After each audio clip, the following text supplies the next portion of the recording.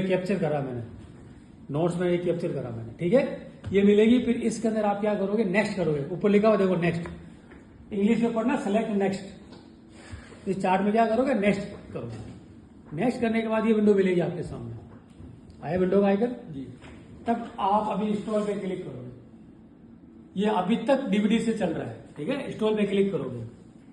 Install पे click करने के बाद ये थोड़ी प्रोसेस चलेगी, आपका सेटअप प्रोसेस चलेगी आपकी, ठीक है।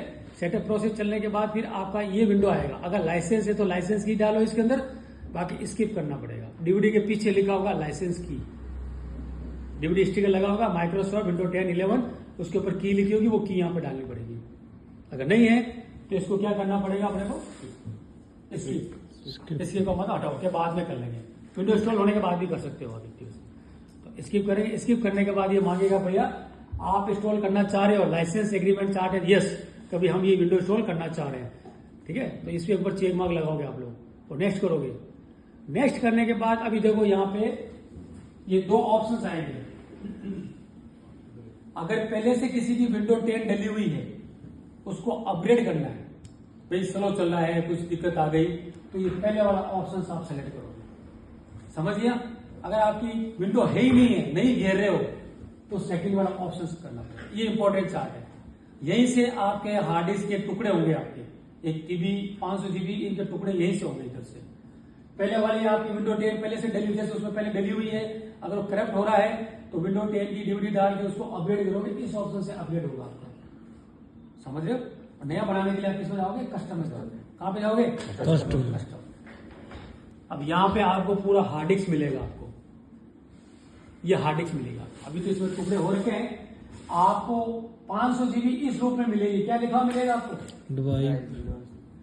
अभी तो ये हो रखे हैं, इसलिए मतलब आपको पार्टीशन मिले। अभी आपको जब आप ओपन करोगे ना, तो इस तरह से मिलेगा आपको 156 GB जगह क्या मिलेगा, 500 GB मिलेगा इधर, या 1 TB होगा तो 1 TB लिखा हुआ मिलेगा इधर। इस नाम से मिलेगा ड्राइव 0 अनलोकेड स्पेस। क्या मिलेगा, ड्राइव। अभी तो मैंने कर रखा है, इसमें से निकल रही है पार्टीशन, ठीक है। आप जब नया करोगे तो आपको 500 GB यहाँ मिलेगा लिखा हुआ। तो अब आपको क्या करना, कुछ नहीं करना है, इसको सेलेक्ट करना है, न्यू पे जाना है। और यहां से अभी जैसे आप इसे न्यू पे जाओगे, तो अगर न्यू पे जाने में विंडो आएगी छोटी सी, उसमें लिखोगे 10,000 और अप्लाई करोगे, तो 512 GB में से 10,000 अलग हो जाएंगे, समझ रहे हो। 10,000 का मतलब 10 GB अलग हो जाएगा। ऐसे करके मतलब इसमें से आप हर एक पार्टीशन दिखाते जाओगे, जिसमें स्पेस कम होती जाएगी और वो ड्राइव मिल जाएगी आप सारे, समझे ना। अगर आप वहां लिख दोगे 200,000 मतलब 200,000, तो मतलब 200 GB का पार्टीशन बनेगा एक। तो इसमें से 500 में से 200 कम हो जाएंगे, 300 पीछे बचे रहेंगे, समझ रहे हो। दो पार्टीशन बना सकते हो आपके अकॉर्डिंग है, ये आपके रिक्वायरमेंट अकॉर्डिंग बना सकते हो। यहाँ तो 500 GB आपको पूरा मिल जाएगा। न्यू पे जाके आप जितने लिखोगे, 10,000 लिखोगे तो 10 GB, 20,000 लिखोगे तो 20 GB। मैंने बताया था, बाइनरी बताई थी आप लोगों के पास में, जीबी कैसे बनती है, MB से।